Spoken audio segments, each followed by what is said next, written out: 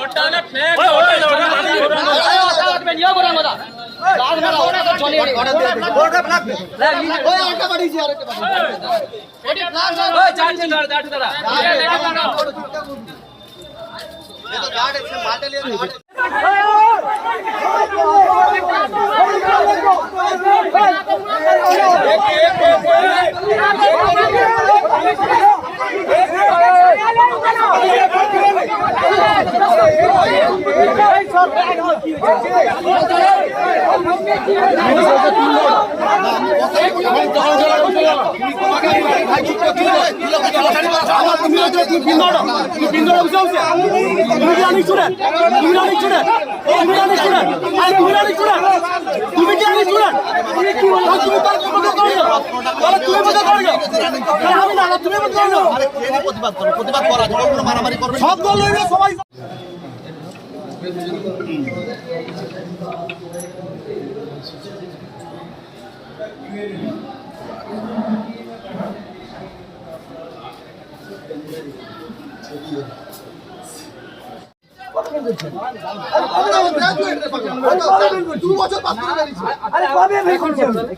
এক বছর পাস করে 3টা বছর পাস হয়েছে।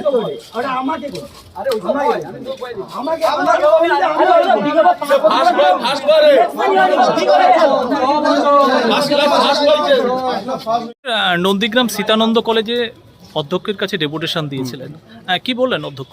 অধ্যক্ষ বললেন যে হ্যাঁ আমরা জানাবো, আজকে প্রিন্সিপাল নেই তো আপনি উনি যে ইনচার্জে আছেন আজকে ইনচার্জ টেবিলে আমাদের যে আবেদনপত্রটা ছিল ওটা নিয়েছে, তো বললেন প্রিন্সিপালকে আমি জানাবো। আজকে আমি ইনচার্জে আছি, প্রিন্সিপাল গত 2 দিন আসেনি। ইনচার্জ আমাদের রিসিভ করে দিয়েছেন। কলেজে বিভিন্ন জায়গায় আপনাদের ছাত্রদের এবিপি দলীয় পতাকা এবং পোস্টারিং করলেন,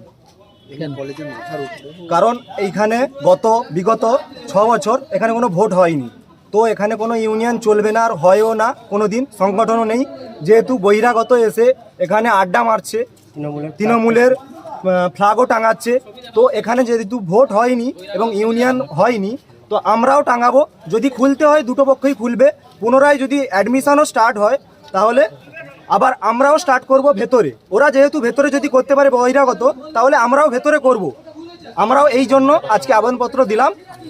তো সামনে ব্যানার দিয়ে আমরা যদি ওরা বাইরে করে তাহলে আমরা বাইরেও করব। কেন ওখানে দেখুন তৃণমূল ছাত্র পরিষদকে সমর্থন করুন, ওটা লেখা আছে।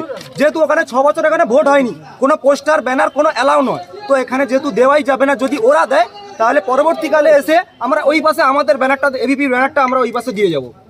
যদি খুলতে হয় তাহলে 2 পাশে খুলবে, যদি খুলতে হয় তাহলে দু পক্ষেরই খুলবে, যদি খুলতে হয় 2 পক্ষের খুলবে, ঠিক আছে।